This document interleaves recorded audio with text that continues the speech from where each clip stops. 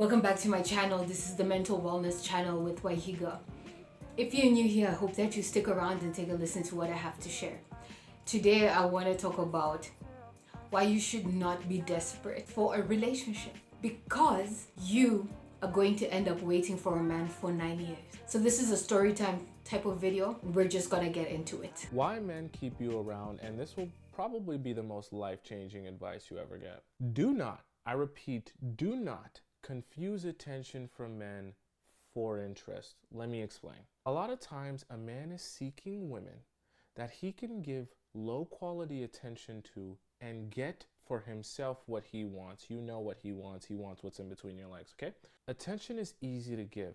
It's especially easy to give to women who are outwardly seeking and desperate for that attention. That's where you come in. He finds you. He realizes that you're desperate for attention and love.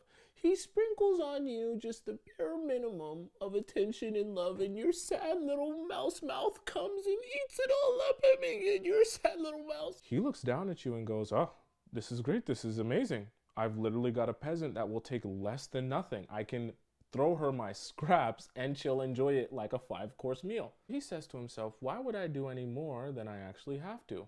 And he develops a very interesting pattern where he feeds you just enough attention to keep your sad little mouse mouth moving and scraping for scraps. And then he puts his interest in other things or other women and leaves you up until the point you become frustrated and starving for your next little bit of attention. You're such a sad mouse. At which point, because he wants to keep you around, he sprinkles on you a little bit more attention and watches you eat it all up because you're so desperate.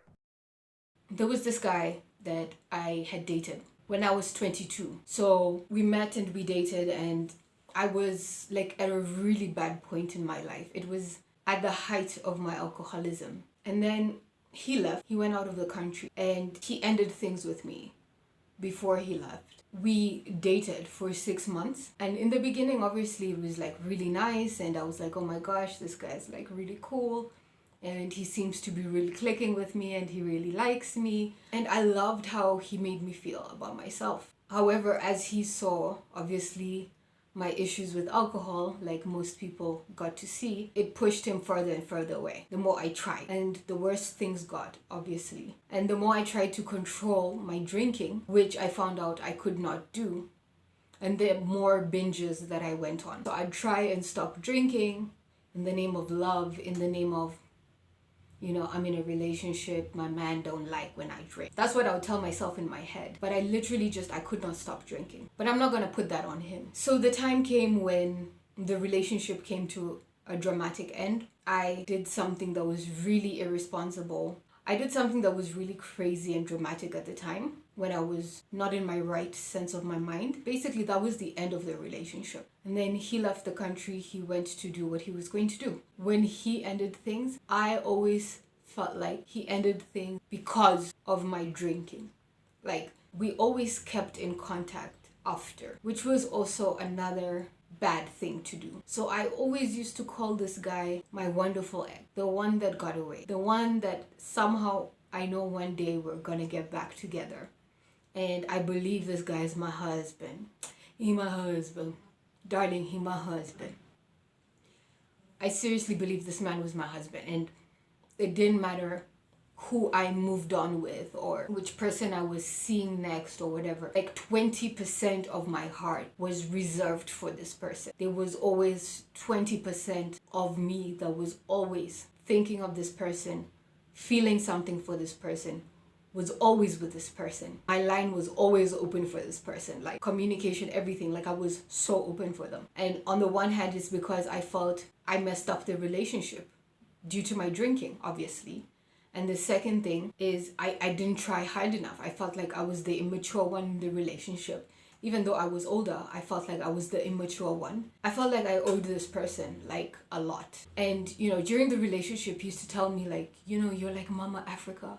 You're going to be like so inspirational. You're going to be like big, you're going to be like big. Like you're really going to be big. I see you being a big person. I see you being like influential. I see you being like Mama Africa. Like, I just remember him calling me Mama Africa a lot and saying that I have the potential to just influence, and in such a positive way, and I'm so authentic and all of that. I felt like he really saw me, and he used to tell me, like, if I just figure out the drinking, that I'll be, just take off. That's something I really valued in him. I loved that he saw that in me. I loved that he made me feel like I could really go and chase my dreams and become huge and bigger than I was at the time. And I really felt like he saw something in me that at the time I could not see. I was so broken. And so I felt like I owed it to him. I owed it to him, and I wanted to build something. I wanted to build this channel. I wanted to build myself. I wanted to build a brand. I wanted to do something. And then when the time was right, me and him would get back together. Because he's always giving me this hope that we're gonna be something, that this is more than friendly talk, that you're special. And my self-esteem was at this place where it was just so low. It was so bad that I thought that surely if I'm in his life 1 year after breakup, 2 years after the breakup, 3 years, 5 years, 7 years, 9 years, surely it means something, right? I was wasting my own time. I was desperate for a relationship, and he horned on the fact I was desperate to make this right with him. And I was desperate to have a do-over and make this relationship right again. And he definitely knew that I liked him or was still into him. He definitely knew that. And he used it to his advantage. He knew that I hadn't moved on. And so any opportunity that he felt like he wanted to call me, he needed a little ego boost, he'd hit me up. And I'd be there like, hi, how are you?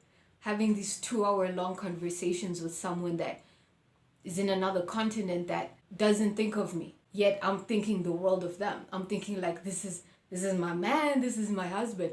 Well, this man is everybody else's man. I used to hang in the waiting room. I used to hang in the shadows. I used to hang in the balance.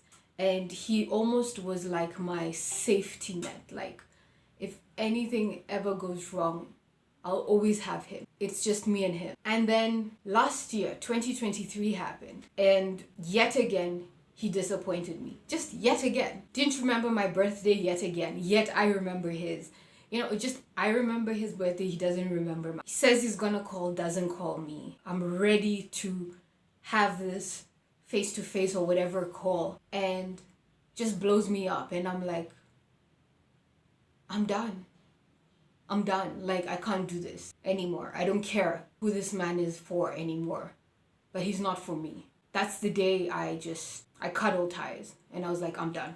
I washed my hands off this. Finally, I was able to move on. 9 years of feeling like I need to redo this relationship so that I can give you the best version of myself. Because at the time that we dated, I was just so out of it. And always feeling like I have to perform. I have to be at my best behavior. I have to be at my optimum level to converse with you, to converse with that person. I hate when guys make you feel like that. When you're talking to someone and they make you feel like in order to talk to them, you must be at like the highest level ever. Yeah, I don't like that at all. And I let it go. And I realized I'm not this desperate anymore. I don't want you. I don't need this. I don't want this. And there's someone for me out there, and it's not you. And I don't have to keep beating myself over and over and over again because the relationship went wrong. I think the person that I had to reconcile with the most was myself, because I can really stand in there. I can really be loyal. I can really rock with you, And at the same time, that means I'm going to betray myself. So the person that I really hurt the most was myself. So all that love, all that wanting, all that connection, all that nurturing that I was giving away, I just redirected it and gave it back to myself.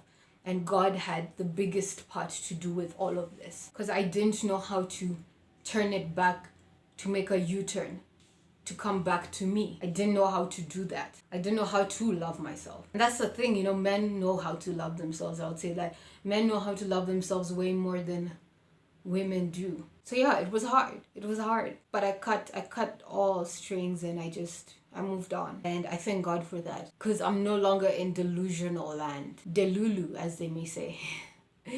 Delulu land. I don't care. If you're waiting around, sitting around, trying to be the best behaved girlfriend, trying to be the supportive best friend, waiting in the sidelines in his life as he dates girl after girl after girl after girl, hoping year after year after year after year that he's gonna pick you. He's not. You're just a placeholder. You're an afterthought. You're what he thinks about when he wants an ego boost.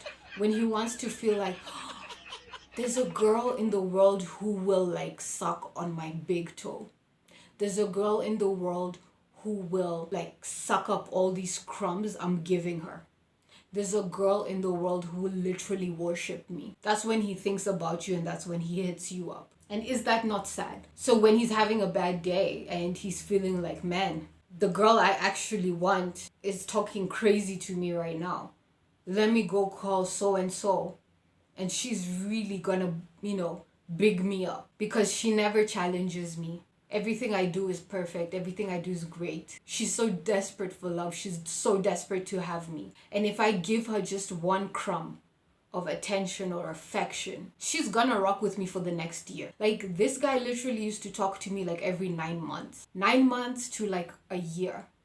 And I was locked in. Snip, snip your losses and time to move on. Kindly like, share, and subscribe. Follow me on my socials. Until the next video. Goodbye.